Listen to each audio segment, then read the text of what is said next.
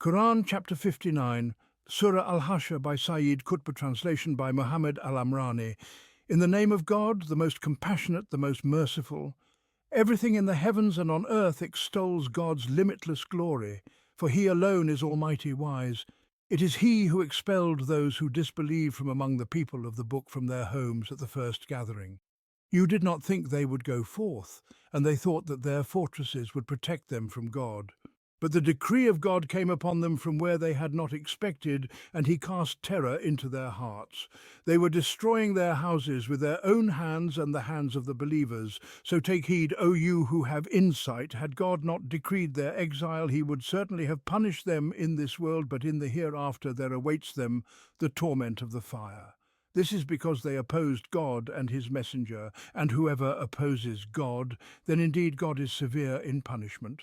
Whatever you cut down of a palm tree or left standing on its roots was by God's permission, so that He might disgrace the evildoers. And whatever spoils God restored to His messenger from them. You did not spur for it any horses or camels, but God gives His messengers power over whomever He wills. And God is powerful over all things. Whatever spoils God has restored to His messenger from the people of the towns. It is for God and the messenger, and for the near of kin, the orphans, the needy and the wayfarer, so that it may not merely circulate between the wealthy among you. And whatever the messenger gives you, take it, but whatever he forbids you, refrain from it. And be conscious of God, for indeed God is severe in punishment. It is also for the poor emigrants who are driven out of their homes and their wealth, seeking God's bounty and His pleasure, and supporting God and His messenger. These it is that are truly sincere. And as for those who before them had settled in the homeland and had embraced the faith, they love those who have emigrated to them and find no hesitation in their hearts for what they, the emigrants, have been given, and they prefer them over themselves, even though they may be in need. And whoever is protected from the stinginess of his soul, it is they who shall prosper. And those who come after them say, Our Sustainer, forgive us and our brethren who preceded us in faith, and do not allow any malice in our hearts towards those who have believed. Our Sustainer, you are indeed compassionate, merciful. Have you not seen those hypocrites who say to their brethren who disbelieve from among the people of the book, If you are expelled, we will surely go out with you, and we will never obey anyone against you. And if you are fought against, we will surely aid you. But God bears witness that they are indeed liars. Indeed, if they are expelled, they will not go out with them, and if they are fought against, they will not help them. And even if they were to help them, they would certainly turn their backs, then they would not be helped. Surely you are more feared in their hearts than God. That is because they are a people who do not comprehend. They will not fight you altogether, except within fortified towns or from behind walls. Their enmity among themselves is severe. You think they are united, but their hearts are divided. That is because they are a people who do not reason. Their example is like those who came just before them. They tasted the evil consequences of their conduct, and for them is a painful punishment. Their case is like that of Satan when he says to man, Disbelieve. But when he disbelieves, he says, Indeed, I am free from you. Indeed, I fear God, the sustainer of all the worlds. And so the end of both is that they will be in the fire, abiding therein. Such is the recompense of the wrongdoers. O you who have believed, be conscious of God, and let every soul look at what it has sent forth for tomorrow. And be conscious of God, for God is fully aware of all that you do. And do not be like those who forgot God, so He made them forget their own souls. It is they who are truly wicked. The people of the fire and the people of paradise are not equal. The people of paradise, they are the successful ones. Had we sent down this Qur'an upon a mountain, you would have surely seen it humbled and torn apart from fear of God. These are the parables we set forth for people so that they may reflect. He is God. There is no deity except Him, the knower of the unseen and the seen. He is the most compassionate, the most merciful. He is God, there is no deity except Him, the sovereign, the most holy, the source of peace, the giver of faith, the guardian, the almighty, the compeller, the supreme. Exalted is God above whatever they associate with Him. He is God, the creator, the originator, the fashioner. His are the most beautiful names. Whatever is in the heavens and on earth glorifies him, and he is the Almighty, the Wise. This surah was revealed concerning the incident of Banu Nadir, a Jewish tribe, in the 4th year of Hijrah. It describes how the event unfolded, why it occurred, and the consequences that followed within the Muslim community. The surah recounts this in the unique style of the Qur'an, and then comments on the event and the resulting regulations in the same Quranic manner, which nurtured the Muslim community through the event's directives and reflections.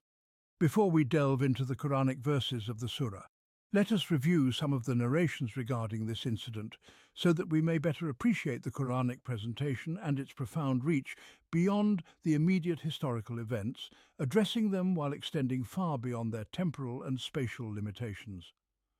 The confrontation with Banu Nadir took place in the early part of the 4th year after the Hijrah, following the Battle of Uhud and before the Battle of the Trench. It is said that the Messenger of God, peace be upon him, went with 10 of his prominent companions, including Abu Bakr, Umar and Ali, may God be pleased with them, to the settlement of Banu Nadir, seeking their assistance in paying the blood money for 2 men, as was stipulated by the treaty he had with them when he first arrived in Medina. The Jews of Banu Nadir received him with apparent warmth and promised to fulfill their obligation. But behind the scenes, they were plotting to assassinate the Messenger of God, peace be upon him, and his companions. The Prophet, peace be upon him, sat by a wall of one of their houses when they said to one another, "You will never find him in such a position again. Who among you will climb to the top of this house and throw a stone upon him, ridding us of him?" Amr ibn Jahash volunteered to do the deed, saying, "I will do it." He climbed up to carry out the plot, but God inspired his messenger, peace be upon him, with knowledge of their treachery, so he rose as if to take care of something. His companions, noticing his prolonged absence, left the settlement and went in search of him, only to learn that he had returned to Medina. Upon his return, the Messenger of God, peace be upon him, ordered preparations for war against Banu Nadir because of their evident betrayal and breach of the Treaty of Protection. This treachery had been preceded by the actions of Ka'b ibn al-Ashraf, one of Banu Nadir's leaders, who had composed poetry insulting the Prophet, peace be upon him, and incited others against him. There are also reports that Ka'b and a group of Banu Nadir conspired with the Quraysh against the Prophet, peace be upon him, despite the treaty. This led the Prophet, peace be upon him, to permit Muhammad ibn Maslama to assassinate Ka'b ibn al-Ashraf, which he carried out. When the Jews of Banu Nadir plotted to kill the Prophet, peace be upon him, there was no choice but to formally annul their treaty, in accordance with the Islamic principle. If you fear treachery from a people, then throw back their covenant to them in a fair manner. Indeed, God does not like the treacherous. Thus the Messenger of God, peace be upon him, prepared his forces and besieged the settlement of Banu Nadir. He gave them 3 days, some say 10 days, to leave the area, taking their wealth with them, but leaving behind their weapons. The hypocrites in Medina, led by Abdullah ibn Ubay, sent messages encouraging Banu Nadir to resist, promising support. "Hold firm and resist. We will never abandon you. If you are fought, we will fight with you, and if you are expelled, we will go out with you." In this regard, God Almighty says, "Have you not seen those hypocrites who say to their brethren who disbelieve from among the people of the book, 'If you are expelled, we will surely go out with you, and we will never obey anyone against you. And if you are fought against, we will surely aid you.' But God bears witness that they are indeed liars. Even if they are expelled, they will not go out with them. And if they are fought against, they will not help them. And even if they were to help them, they would certainly turn their backs. Then they would not be helped. Surely you are more feared in their hearts than God. That is because they are a people who do not comprehend." So the Jews of Banu al-Nadir fortified themselves in their strongholds, and the Messenger of God, peace and blessings be upon him, ordered the cutting down and burning of their palm trees. They called out to him, "O Muhammad, you used to forbid corruption and criticize those who practiced it, so why are you cutting down these palm trees and burning them?" In response to this, God revealed the verse, Whatever palm trees you cut down or left standing on their roots, it was by God's permission, so that he might disgrace the evildoers.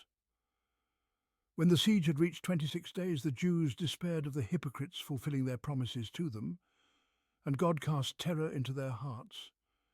They asked the messenger of God, peace be upon him, to allow them to leave, sparing their blood, just as Banu Qaynuqa had been expelled earlier. The reason for this was discussed in the commentary on Surah Al-Ahzab in the 21st part of this tafsir.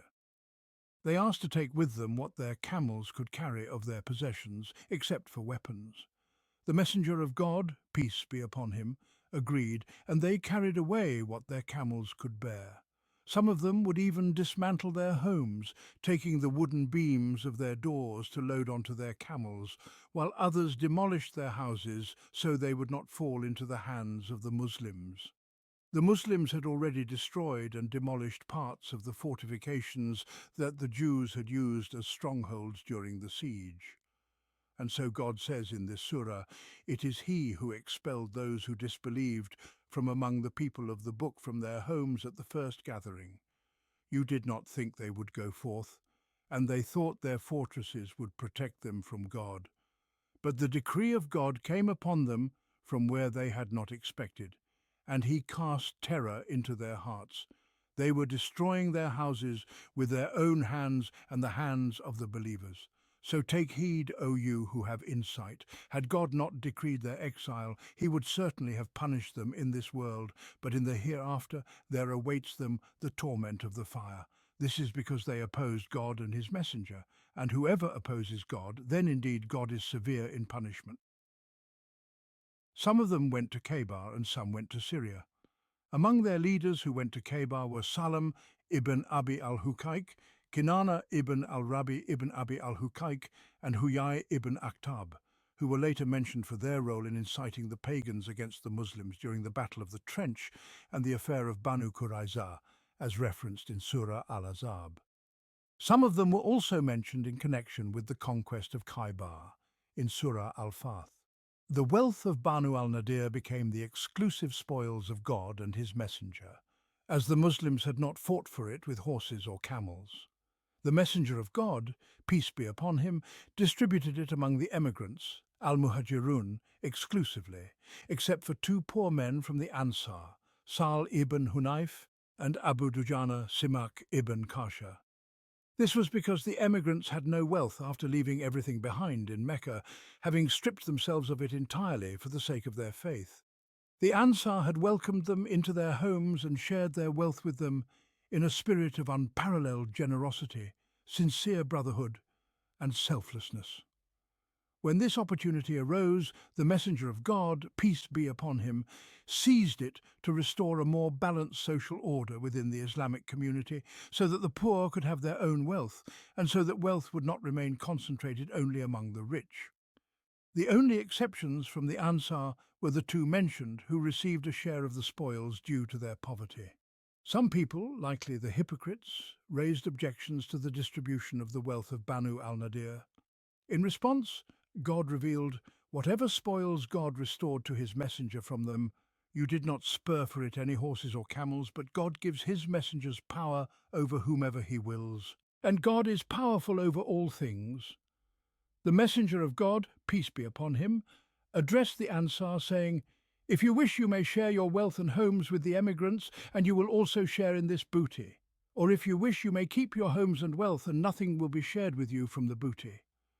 The Ansar replied, "We will share our wealth and homes with the emigrants, and we will prefer them in the distribution of this booty without taking any share ourselves." In response to this, God revealed, "For the poor emigrants who were driven out of their homes and wealth, seeking God's bounty and His pleasure and supporting God and His messenger, these are the truly sincere ones. And those who had already settled in the homeland and embraced the faith before them, love those who emigrated to them, and find no hesitation in their hearts for what they, the emigrants, have been given, and they prefer them over themselves, even though they may be in need. And whoever is protected from the stinginess of his soul, it is they who shall prosper." This is the event to which this surah refers and to which its verses are connected, including the concluding verses that address the believers who witnessed this event or would come to know about it later. This is the Qur'an's method of nurturing souls through events and reflections upon them, linking them to the grand universal truths, and finally culminating in the remembrance of God's attributes that call out to those who believe, addressing them through this Qur'an. These attributes have an effect and a presence in the universe, and on the basis of understanding their true nature, conscious and perceptive faith is built. The surah begins and ends with the glorification of God, to whom belongs everything in the heavens and the earth, and who is almighty, wise. Thus, the beginning and the end are in harmony with the theme of the surah, and with the call to the believers to be conscious of God, to stand in awe of Him, and to reflect upon His wise governance. Now let us proceed with the Quranic verses to observe how they describe events and how they nurture souls through these events. Whatever is in the heavens and on earth extols God's limitless glory, for He alone is almighty, wise. This truth, which is ever present in existence, that everything in the heavens and everything on earth glorifies God, turning toward Him in praise and exaltation, forms the opening of the surah, which recounts the story of how God expelled those who disbelieved from among the people of the book from their homes, and gave them to the believers, who glorified Him and praised His most beautiful names. He is the Almighty, the wise, the powerful over all things, able to grant victory to His allies and crush His enemies, wise in His planning and His decrees. Then the story of the event that occasioned the revelation of this surah is recounted. It is He who expelled those who disbelieved from among the people of the book, from their homes at the first gathering. You did not think they would go forth, and they thought that their fortresses would protect them from God. But the decree of God came upon them from where they had not expected, and He cast terror into their hearts. They were destroying their houses with their own hands and the hands of the believers. So take heed, O you who have insight. Had God not decreed their exile, He would certainly have punished them in this world, but in the hereafter there awaits them the torment of the fire. This is because they opposed God and His messenger, and whoever opposes God, then indeed God is severe in punishment. From these verses, we learn that it was God who expelled those who disbelieved from among the people of the book from their homes in the first gathering. God is the doer of all things, but the way the expression is framed here emphasizes this truth directly, impressing upon the mind the image of God Himself carrying out this expulsion without any intermediary human agency, driving them to the land from which they will be gathered for the final reckoning, without any hope of returning to the land from which they were driven. The next part of the verse underscores God's direct involvement in their expulsion and scattering. You did not think they would go forth, and they thought that their fortresses would protect them from God. Neither you nor they expected that they would be driven out. They were so strong and secure in their fortresses that you did not think they could be expelled, and they themselves were deluded by their fortifications, forgetting the power of God, which no fortresses can withstand. But the decree of God came upon them from where they had not expected, and He cast terror into their hearts. He came upon them from within themselves, not from within their fortresses. He came upon them through their own hearts, casting terror into them, and so they opened their fortresses with their own hands. They realized that they had no control over their own selves, that they did not have dominion over their own hearts, and that they could not resist God's will with their own determination, let alone with their fortifications. They had accounted for every external possibility, but they had not expected that God would come upon them from within their own being. And thus, when God wills something, He brings it about from the ways He knows and decrees, for He knows all things and has power over all things. There is no need for any cause or means that people might recognize or understand. The cause is always present, the means always prepared, for both cause and effect are of His making, and both means and ends are of His creation. No cause can escape him, no effect can resist him, no means can elude him, no end can defy him. He is the Almighty, the Wise. The disbelievers among the people of the book fortified themselves in their strongholds, but God came upon them from where they did not expect and cast terror into their hearts.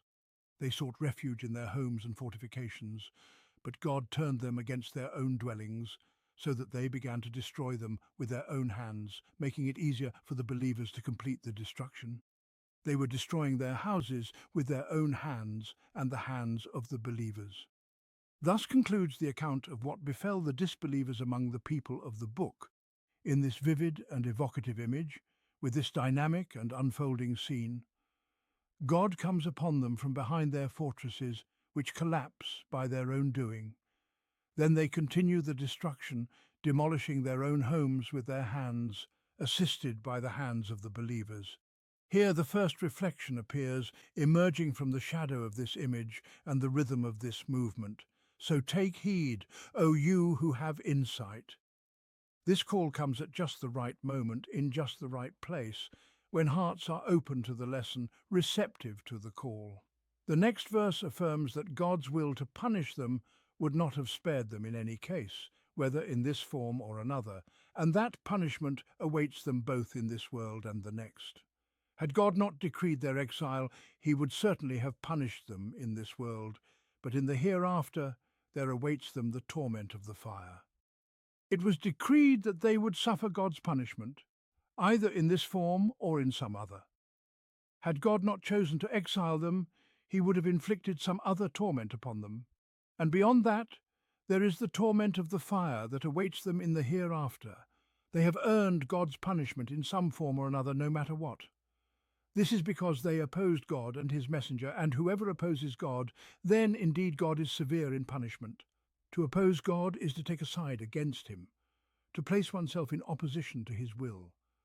God has made it clear that his side is the side of his messenger. So when he describes their opposition at the beginning of the verse as opposition to God and his messenger, he concludes it by mentioning only opposition to God, which implicitly includes opposition to his messenger. Thus, those who oppose God stand on one side, while God, the creator and sustainer of all, stands on the other. How audacious and absurd this opposition is, how terrifying and dreadful this stance. These weak and insignificant creatures dare to stand in opposition to their creator, to defy his will. And what awaits them is severe punishment indeed. And so the truth of the fate that awaits those who oppose God is firmly planted in the hearts of the believers through the example of what happened to the disbelievers among the people of the book, and through the cause for which they earned this punishment. It is worth noting that the Qur'an refers to the Jews of Banu al-Nadir as those who disbelieved from among the people of the book, and repeats this description throughout the surah. This is a reality, for they disbelieved in God's true religion as it was revealed in its final form to Muhammad, peace be upon him. The Jews had been awaiting this revelation, and they knew it was coming. The repetition of this description also serves to explain the reason for the punishment inflicted upon them, and it stirs the hearts of the Muslims, reassuring them of the righteousness of their actions and the justice of the punishment that befell the disbelievers at their hands. Mentioning this fact here is deliberate and significant. The believers are then reassured of the correctness of what they did to the disbelievers and their strongholds, cutting down and burning some of their palm trees while leaving others standing. And God's judgment on this matter is clarified. Some of the Muslims had felt uneasy about this. Whatever palm trees you cut down or left standing on their roots, it was by God's permission, so that he might disgrace the evildoers. Lina refers to a type of good quality date palm, well known to the Arabs at the time. The Muslims had cut down some of the Jews' palm trees and left others standing. Some of them felt uneasy about both the cutting and the leaving, as they had been previously forbidden from engaging in such acts of destruction. This incident therefore required a special clarification to ease their hearts. And so, This clarification came, linking both the cutting and the sparing of the trees to God's permission. He is the one who had directed this entire event, willing what he willed and executing his decree. Both the cutting and the sparing were by his permission, intended to disgrace the evildoers. Cutting down the trees would disgrace them by filling their hearts with sorrow for what was lost. Leaving the trees standing would disgrace them by making them regret what they had failed to destroy. In both actions, God's will was at work, and his purpose was achieved. Thus, the hearts of the believers were set at ease, their consciences were soothed, and they were reassured that it was God's will that had been carried out, with them merely serving as instruments for the fulfillment of his will. The second section of the surah establishes the ruling regarding the spoils of war, al-Fay, that God had granted to his messenger in this incident, and in similar cases where the Muslims had not had to engage in battle. These were cases where God's hand had directly intervened, without any intermediary human effort, as in this event. Whatever spoils God restored to his messenger from them, you did not spur for it any horses or camels, but God gives his messengers power over whomever he wills, and God is powerful over all things. Whatever spoils God restored to his messenger from the people of the towns, it is for God and the messenger, and for the near of kin, the orphans, the needy, and the wayfarer, so that it may not merely circulate between the wealthy among you. And whatever the messenger gives you, take it, but whatever he forbids you, refrain from it, and be conscious of God, for indeed God is severe in punishment. It is also for the poor emigrants who were driven out of their homes and their wealth, seeking God's bounty and his pleasure, and supporting God and his messenger. These it is that are truly sincere. And as for those who before them had settled in the homeland and embraced the faith, they love those who emigrated to them, and find no hesitation in their hearts for what they, the emigrants, have been given, and they prefer them over themselves, even though they may be in need. And whoever is protected from the stinginess of his soul, it is they who shall prosper. And those who come after them say, Our Sustainer, forgive us and our brethren who preceded us in faith, and do not allow any malice in our hearts towards those who have believed. Our Sustainer, you are indeed compassionate, merciful. The verses that elucidate God's decree concerning this fay, spoils of war without battle, and its like also provide at the same time a description of the Muslim community's circumstances in those days, while establishing the enduring nature of the Muslim nation across the ages. They highlight its distinctive qualities which bind it together and maintain its cohesion throughout time, a unity in which no generation is separated from another, no people from another, no soul from another, across the long span of its generations throughout all the lands of the earth. This is an immense and momentous reality, one that requires deep reflection and prolonged contemplation. As for what God granted his messenger from them, you neither rode on horses nor camels to seize it, but rather God causes his messengers to prevail over whomever he wills, for God is capable of all things. The verse reminds the believers that this fay, left behind by the Banu Nadir, was not something they seized by force, neither by horses nor by camels. Hence, its ruling differs from that of the spoils of war, Ghanima, of which God grants them 4/5 and reserves 1/5 for himself, his messenger, the close relatives, orphans, the needy, and the wayfarer. The messenger, peace and blessings be upon him, was entrusted with the entirety of this fay to distribute to these categories. The close relatives mentioned in these verses are the kin of the messenger, peace and blessings be upon him, who were prohibited from receiving charity, thus having no share in zakat. And since the Prophet, peace be upon him, did not leave inheritance behind, his kin were not entitled to any of his wealth. Among them were the poor, who had no other means of sustenance, so they were granted a portion of the spoils and fay as well. As for the other categories, their entitlement is well understood, and the messenger, peace and blessings be upon him, was the one who managed its distribution. This is the ruling concerning fay, as explained by the verses. But these verses do not merely explain the immediate ruling and its apparent cause. Rather, they open hearts to a grander truth. But God causes his messengers to prevail over whomever he wills. This is God's decree. These messengers are a part of this divine decree, which God executes as he pleases, for God is capable of all things. Thus, the role of the messengers is directly connected to God's decree. Their place in the turning wheel of destiny is defined, showing that despite being human, they are uniquely linked to the will and command of God, playing a specific role in the fulfillment of his decree on earth by his permission and determination. They do not act on their whims, nor do they take or leave anything for their own interests. Their battles, their truces, their disputes, and their reconciliations are all part of the divine plan entrusted to them as they move through the earth. Yet it is God who acts through all these events, for he is capable of all things. Whatever God granted his messenger from the people of the towns is for God, his messenger, the close relatives, the orphans, the needy, and the wayfarer, so that it would not become a monopoly amongst the rich among you. And whatever the messenger gives you, take it, and whatever he forbids you, refrain from it, and fear God, for truly God is severe in punishment. This verse not only explains the ruling we mentioned earlier, but also provides a rationale for this distribution. It establishes a fundamental principle in the economic and social organization of the Islamic society, so that it would not become a monopoly amongst the rich among you. At the same time, it lays down a foundational principle in the constitutional framework of the Islamic society. Whatever the messenger gives you, take it, and whatever he forbids you, refrain from it. Though these two principles were revealed in the context of the distribution of this fay, they transcend this particular event, extending to the basic structure of the Islamic social system. The first principle, concerning economic organization, represents a significant aspect of the Islamic economic theory. While individual ownership is recognized, it is restricted by this principle, that wealth should not be concentrated among the wealthy, depriving the poor from its circulation.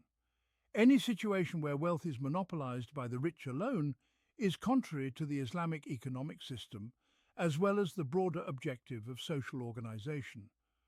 All relations and transactions within the Muslim society must be regulated so as to prevent such situations from arising or to rectify them if they do. Islam has indeed established its system on the basis of this principle. It has made zakat obligatory, prescribing a rate of 2.5% on capital wealth annually, along with 10% or 5% on all agricultural yields and equivalent rates for livestock. The same percentage applies to treasure troves found in the earth. These are substantial rates. Moreover, 4/5 of the spoils of war are allocated to the poor and the rich among the fighters, while the entire fay is designated for the poor. Islam's preferred system for land leasing is muzara'a, a sharecropping arrangement where the crop is divided between the landowner and the cultivator. The ruler is also given the right to take surplus wealth from the rich and return it to the poor, and to impose taxes on the wealthy in the absence of sufficient funds in the public treasury. Furthermore, Islam prohibits hoarding and forbids riba, usury, the two primary means by which wealth becomes concentrated among the wealthy. In sum, the entirety of Islam's economic system is designed to realize this grand principle, which acts as a fundamental restriction on the right to individual ownership alongside other limitations. Hence, the Islamic system allows for individual ownership without being capitalist, just as capitalism is not derived from it. For capitalism cannot function without riba and without hoarding. Rather, Islam's system is unique, one that emerged from the wisdom of the all-knowing, the all-wise. It arose independently, evolved independently, and remains until this day a singular system, balanced in all its aspects, equitable in its rights and obligations, harmonized like the universe itself. For it originates from the creator of the universe, and the universe is finely balanced and proportioned. As for the second principle, the principle of receiving the Sharia from a single source, whatever the messenger gives you, take it, and whatever he forbids you, refrain from it. It represents the constitutional theory of Islam.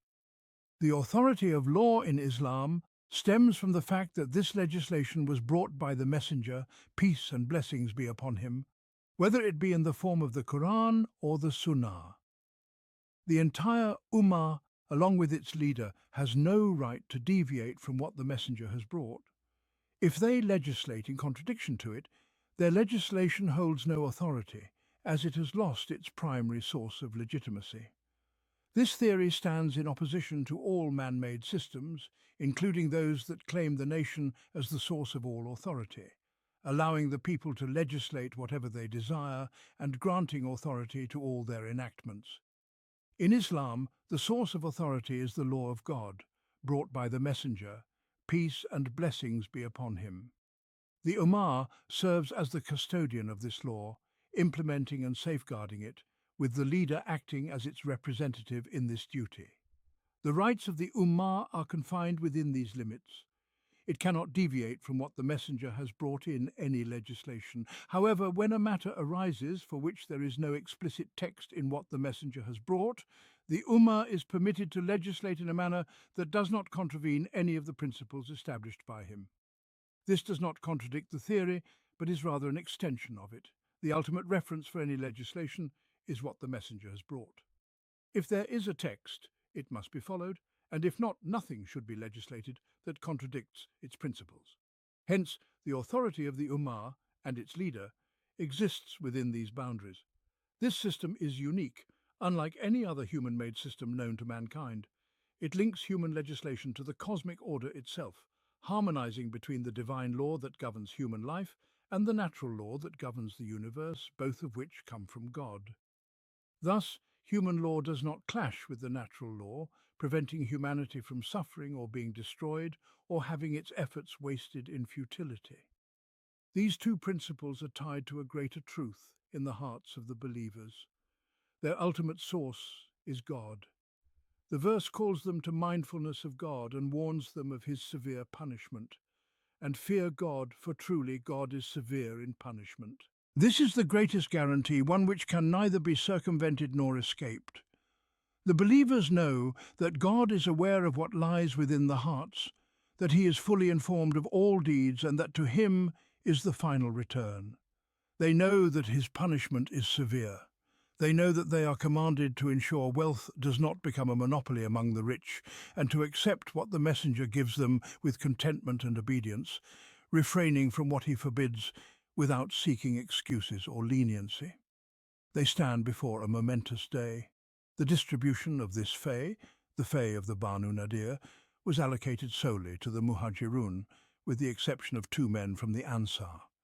This was a special arrangement for this particular fay, in accordance with the principle, so that it would not become a monopoly amongst the rich among you.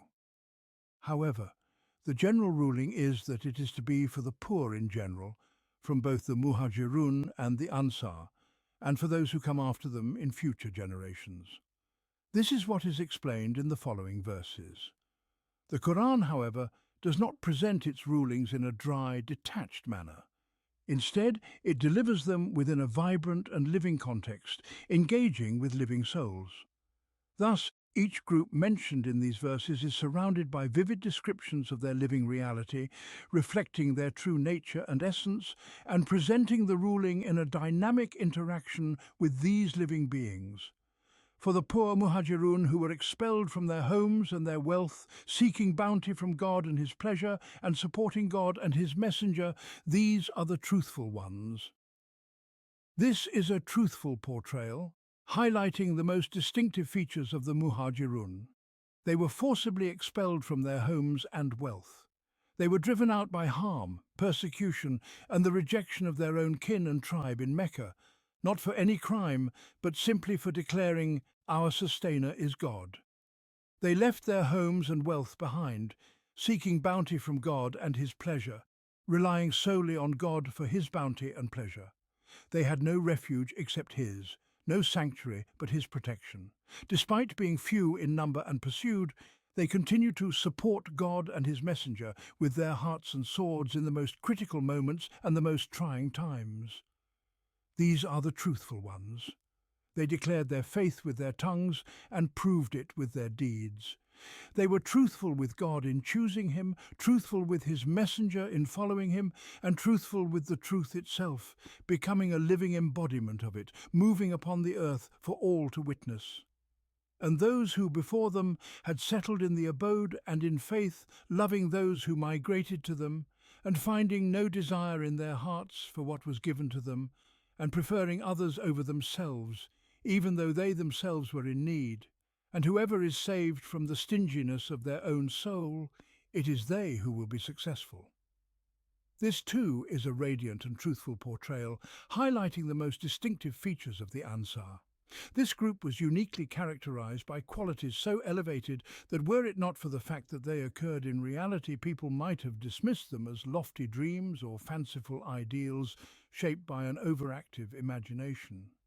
And those who before them had settled in the abode and in faith, that is, the abode of migration, Yathrib, the city of the messenger, peace and blessings be upon him.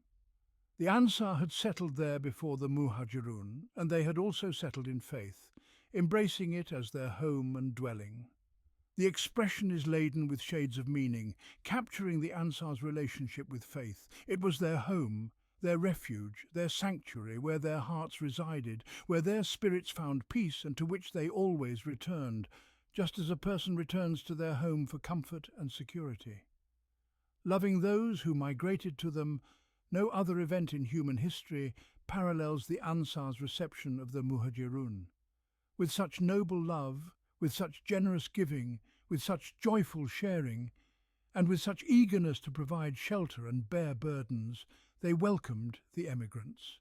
It is even reported that no Muhajir entered the home of an Ansari except by lot, as the number of eager hosts far exceeded the number of Muhajirun. And finding no desire in their hearts for what was given to them, the Muhajirun received a favoured position on certain occasions and were granted wealth from this fay, yet the Ansar harboured no envy or ill will. They felt no resentment at the elevated status or wealth given to the Muhajirun. The verse does not even describe their hearts as harbouring jealousy or discomfort, but rather says they felt no desire at all, hinting at the utter purity and innocence of their hearts. And preferring others over themselves, even though they themselves were in need, this altruism, despite hardship, stands as the pinnacle of generosity. The Ansar reached heights that have rarely, if ever, been witnessed in human history. Time and again, in every circumstance, they demonstrated this astonishing selflessness, defying the norms of human behaviour, both in the past and the present. And whoever is saved from the stinginess of their own soul, it is they who will be successful, for it is the stinginess of the soul that obstructs all good. Goodness is an act of giving in one form or another, giving wealth, giving affection, giving effort, or giving life when necessary. A person who is consumed by stinginess, always seeking to take but never willing to give, cannot accomplish good. But whoever is protected from this stinginess is freed from this obstruction and is able to give generously and nobly. Such people are the truly successful ones in the truest sense of the word. And those who came after them saying, "Our Sustainer, forgive us and our brothers who preceded us in faith, and do not place in our hearts any resentment toward those who have believed. Our Sustainer, you are most kind, most merciful." This is the third pure and radiant portrayal, highlighting the most prominent trait of those who follow in the footsteps of the Muhajirun and the Ansar. It also reflects the unique characteristic of the Muslim Ummah at all times and in all places. These are the ones who come after the Muhajirun and the Ansar. Though they had not yet arrived at the time of this verse's revelation in Medina, they were known to God and were part of the reality that exists in his timeless and spaceless knowledge. The hallmark of their souls is that they turn to their Sustainer, seeking forgiveness not only for themselves, but also for their brothers who preceded them in faith. They ask God to cleanse their hearts of any resentment toward their fellow believers.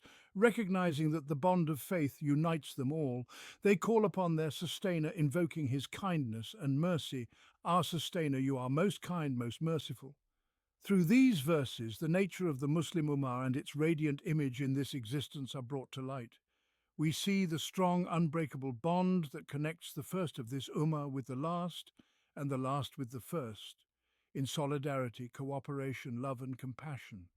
There's a deep sense of kinship that transcends time, place, race and lineage, and it exists alone in the hearts, stirring emotions across the centuries. A believer remembers his fellow believer after long ages as though he were remembering a living brother, or even more so, with reverence, honor, and love. The predecessors consider the needs and interests of those who come after them, and the successors follow in the footsteps of their predecessors, standing in one united rank, like a single battalion across the ages and lands, under the banner of God, advancing steadily toward the noble horizon, with their gaze fixed on their one and only sustainer, who is most kind, most merciful. It is a radiant image, representing an existing reality, as well as the highest and most noble ideal for humanity that a pure heart can conceive. It is an image whose dignity and brilliance appear in their fullest form when compared to the vile and destructive image of class hatred that communism in the Gospel of Karl Marx promotes. An image of hatred that festers in the breasts, gnawing at the conscience, hatred against classes, against the generations of humanity that came before, against the present nations that do not embrace the vile creed of class warfare, and against the faith and the believers of every nation and every religion. These are two images that share no common ground, neither in a moment nor in a trait, neither in a touch nor in a shadow. One image elevates humanity to its highest levels, while the other drags it down to its lowest depths. One image portrays the generations, transcending time, place, race, homeland, clan and lineage, in solidarity, interconnected, sharing mutual love, ascending on their path toward God, their chests free of rancor, their hearts pure from hatred. The other image portrays humanity as warring enemies, meeting one another with animosity, treachery, deceit, and fraud, even as they stand in the sanctuary performing prayers. For in this image, prayer is nothing but a snare, and religion itself is nothing but a trap set by the capitalists for the toiling masses.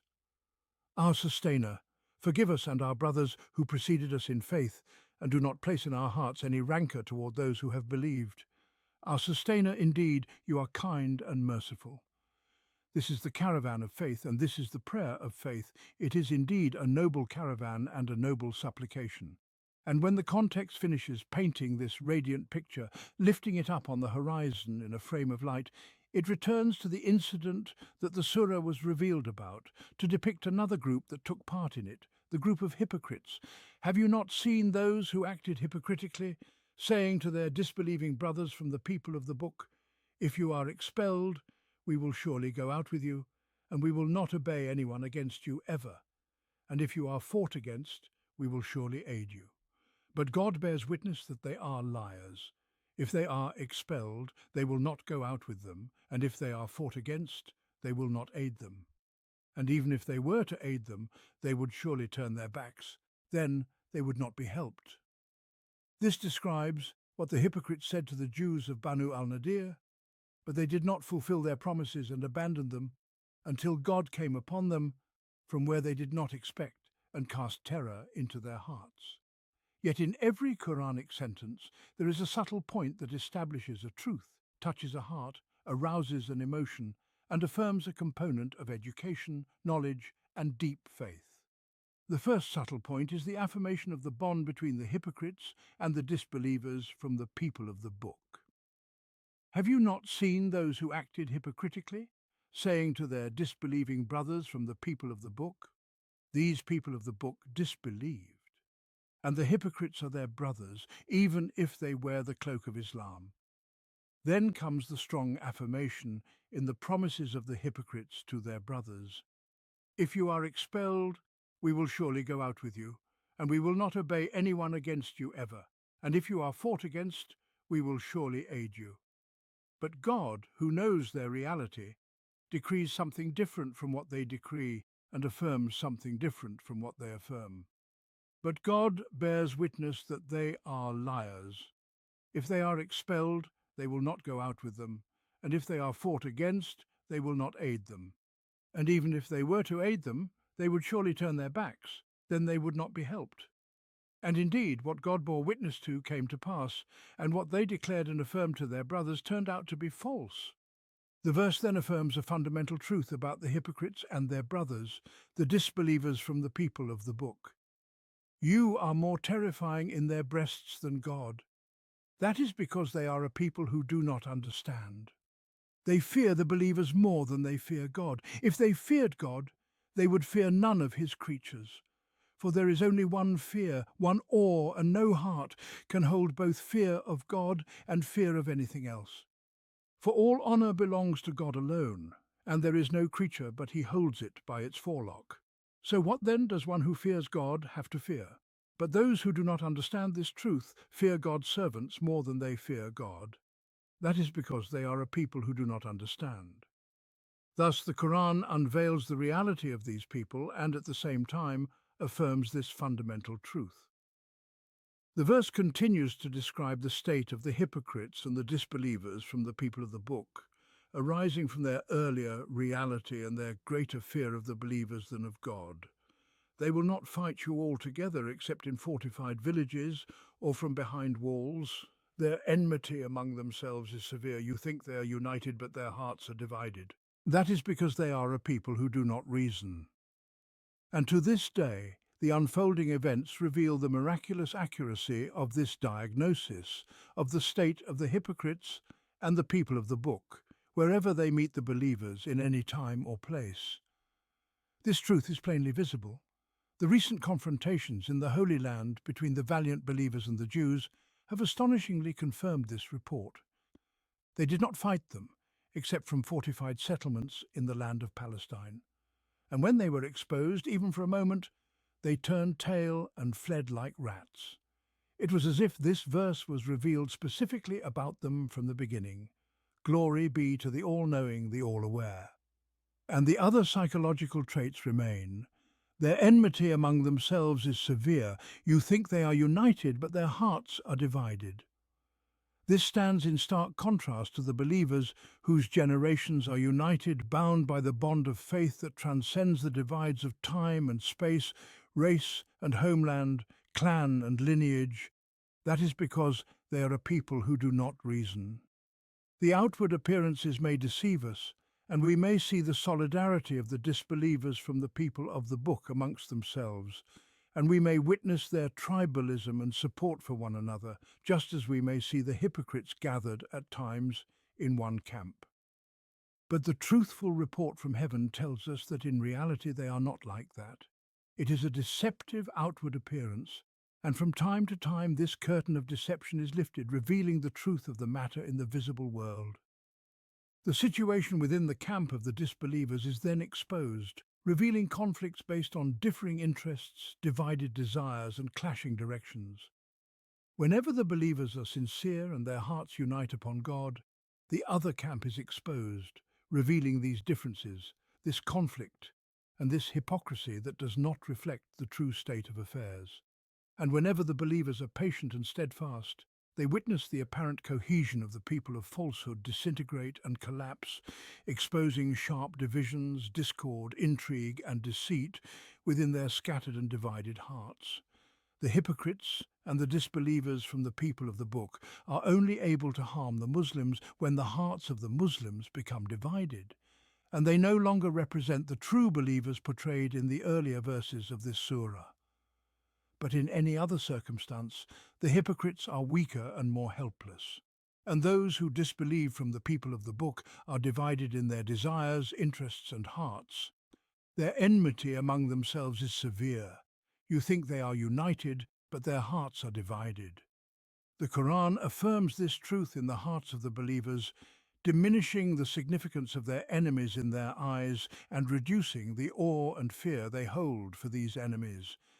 This encouragement is based on a truth and a spiritual mobilization firmly grounded in that truth. Whenever the Muslims take their Quran seriously, the matter of their enemy and the enemy of God becomes insignificant, and their hearts unite in a single rank, and no power in life can stand against them. The believers in God must understand the reality of their condition and the condition of their enemies. This is half of the battle.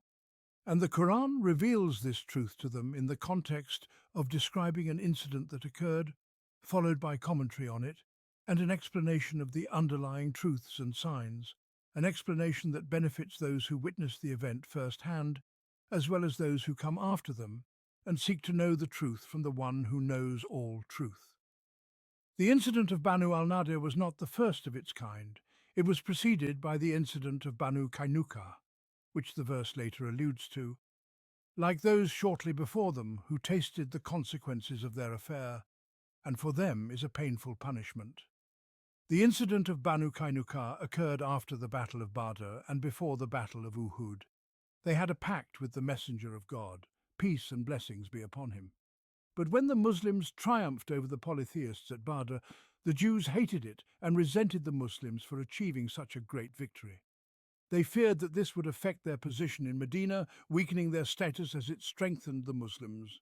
The Messenger of God, peace and blessings be upon him, was informed of the whispers and evil thoughts they harboured, so he reminded them of the pact and warned them of the consequences of this attitude. But they responded harshly and provocatively, with a veiled threat. They said, "O Muhammad, you think that we are your people.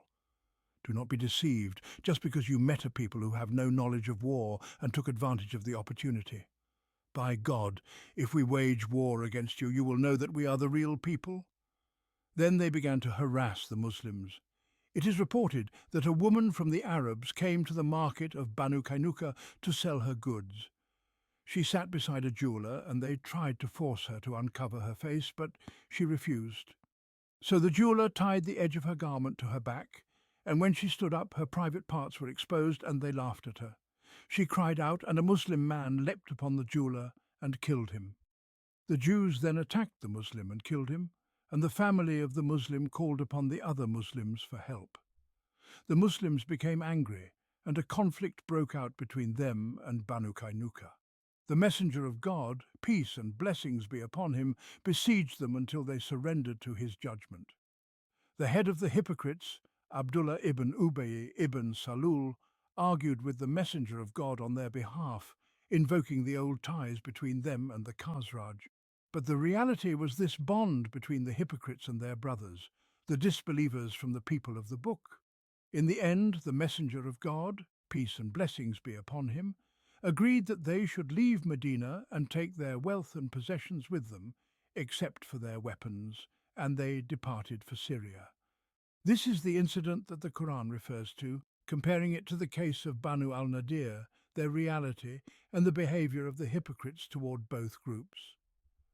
The Qur'an also draws a parable for the hypocrites who incited their disbelieving brothers from the people of the book to resist, only to lead them to that wretched end.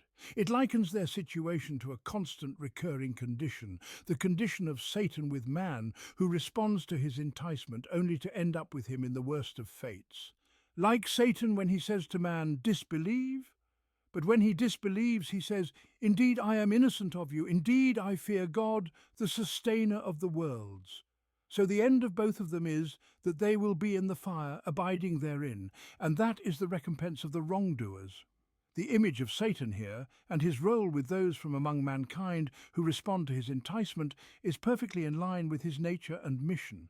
It is truly amazing that man listens to him when his own fate is this fate.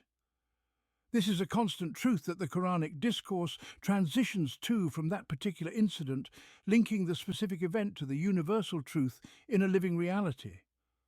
The Quran does not isolate abstract truths in the mind, for cold, abstract facts do not stir emotions or move hearts toward action.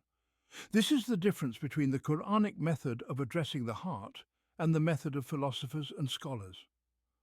And with this evocative parable, the story of Banu al-Nadir comes to an end. A story that, within its folds and in its aftermath, contains a multitude of images, truths and directives. Its local and immediate events are connected to the greater, timeless verities. It is a journey through both the world of reality and the world of conscience, extending far beyond the bounds of the incident itself. And the telling of this story in the Book of God differs from the telling in the books of men, by as much as God's work exceeds the work of men, by a difference that can never be measured.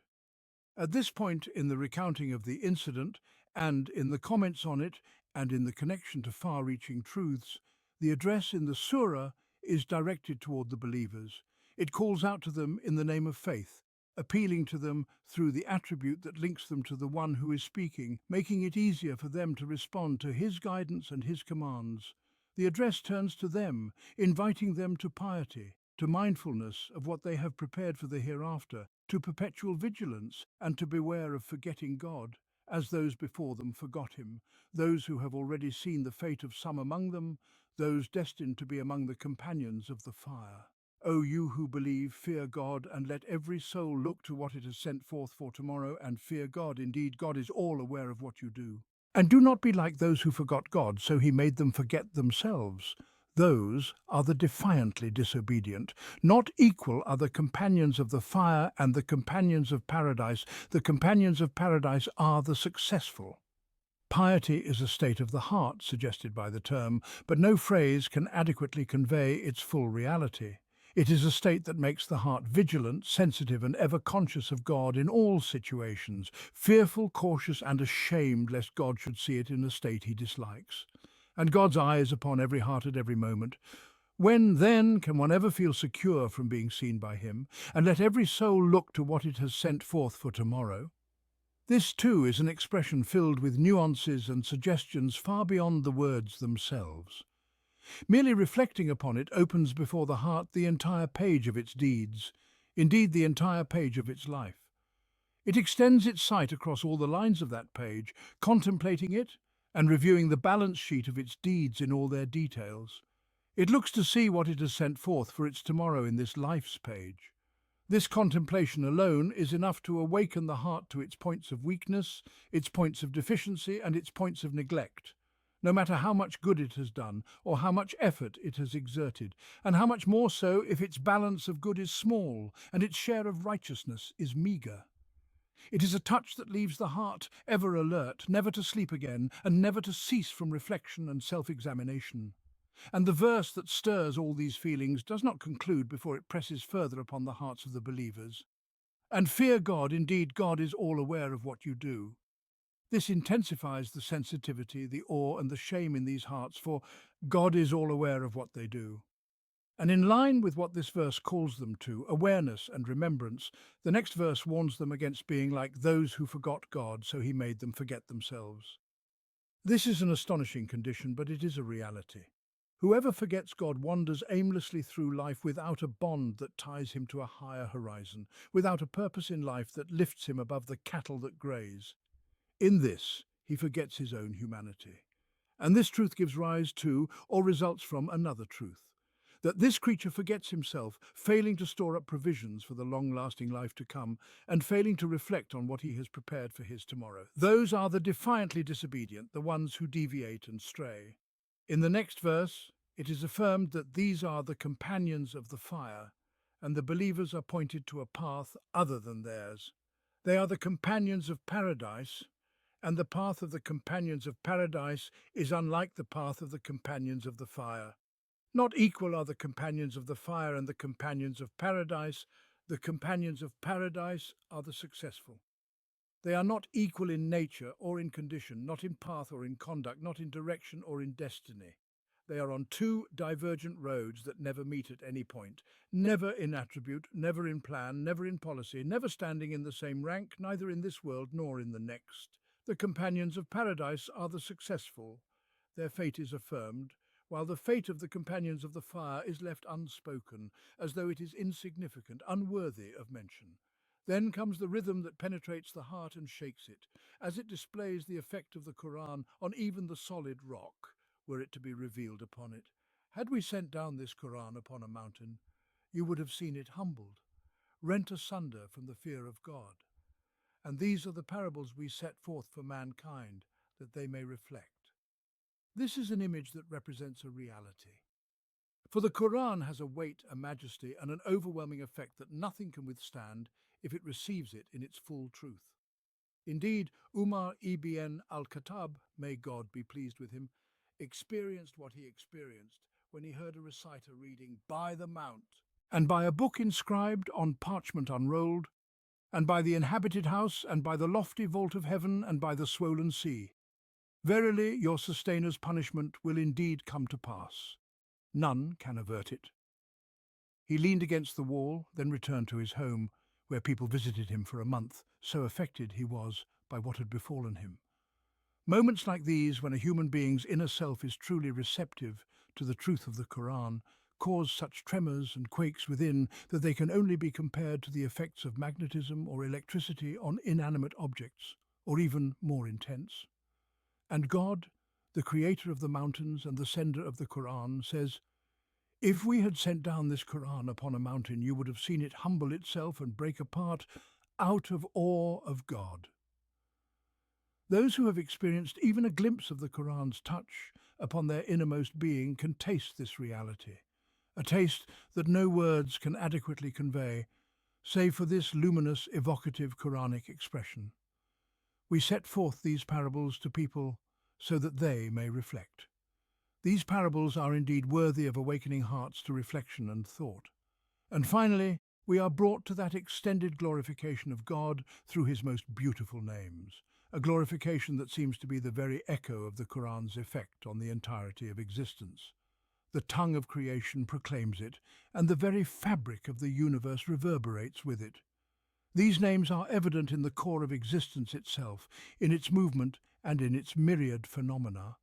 Thus, as the universe glorifies him, it bears witness to the profound impact of these names. He is God. There is no deity but he, knower of the unseen and the seen, the most gracious, the most merciful. He is God. There is no deity but he, the sovereign, the holy, the source of peace, the bestower of faith, the guardian, the mighty, the compeller, the supreme. Exalted is God above whatever they associate with him. He is God, the creator, the originator, the fashioner. To him belong the most beautiful names. Whatever is in the heavens and the earth glorifies him, and he is the mighty, the wise. This is an extended glorification filled with majestic attributes composed of 3 sections. Each section begins with the affirmation of God's oneness. He is God. There is no deity but he, or simply, he is God.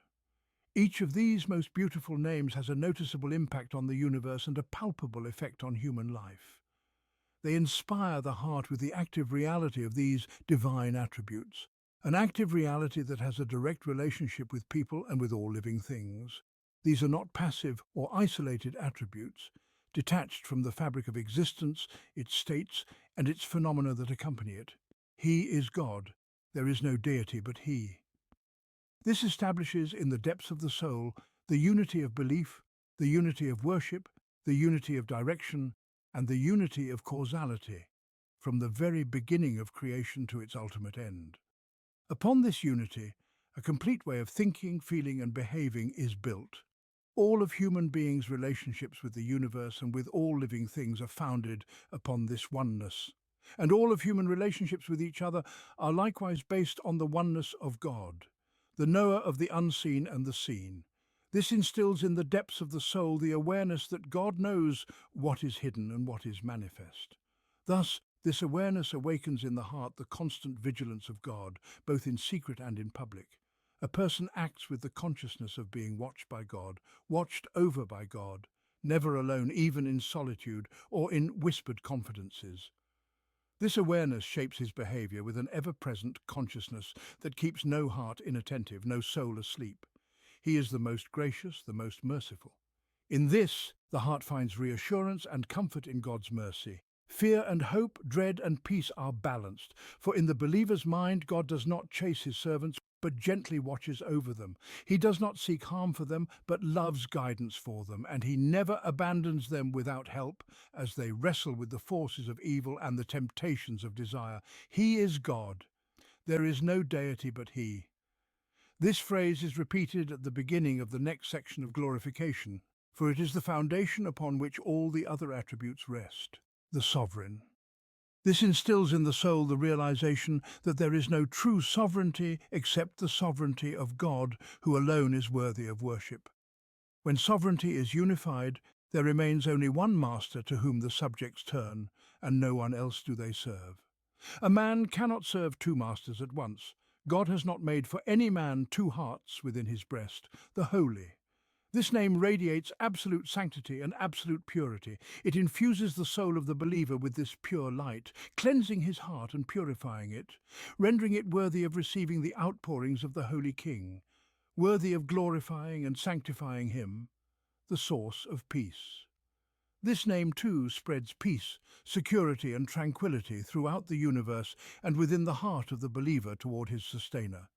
The believer feels safe in his protection, secure in his care, at peace with this universe and all its living creatures and things. The heart returns from this name filled with peace, rest and reassurance. His anxieties have subsided, his unrest has stilled, and he has inclined toward gentleness and peace, the bestower of faith, he who grants security and who grants faith. The very utterance of this name fills the heart with a sense of the worth of faith, for it is through faith that one connects with God and partakes of one of God's own attributes. Thus, through faith, the believer is elevated to the highest heavens, the guardian. This marks the beginning of a new page in the contemplation of God's attributes.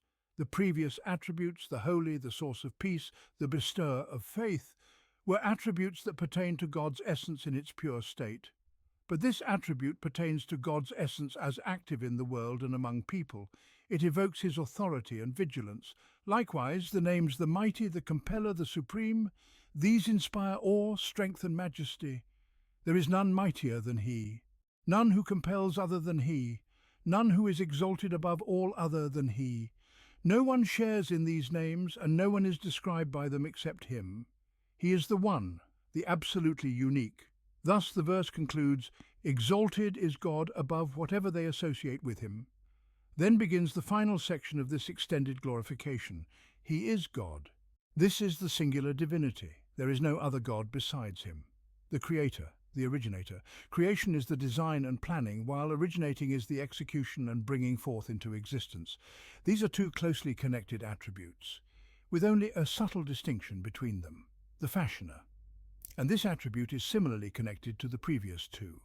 It refers to the giving of distinct features and characteristics, bestowing upon each thing its unique personality and form. As these interrelated attributes unfold, they stir the heart to follow the process of creation, formation, and bringing into existence step by step, according to human understanding. But in the realm of reality, there are no steps and no stages. What we understand of these attributes is not the absolute reality of them, for that is known only to God. We only perceive some of their effects, and it is through these effects that we come to know them, within the limits of our small capacity. To him belong the most beautiful names. They are beautiful in and of themselves, without need of approval from creation, and without being contingent on human appreciation. They are the names that pour forth beauty into hearts and infuse them with it. These are the names that the believer contemplates in order to shape his soul according to their inspiration and direction. For he knows that God desires for him to embody these attributes, to ascend in their ranks, and to aspire toward them. The conclusion of this prolonged glorification with these most beautiful names, this extended rosary of meanings and their profound suggestions, is the vision of creation glorifying God, resonating throughout the entire universe, and emanating from every being. Whatever is in the heavens and the earth glorifies him, and he is the mighty, the wise. This is a scene the heart anticipates after hearing those names. It participates in it with all things and all living beings, as the beginning and the end meet in harmony and union.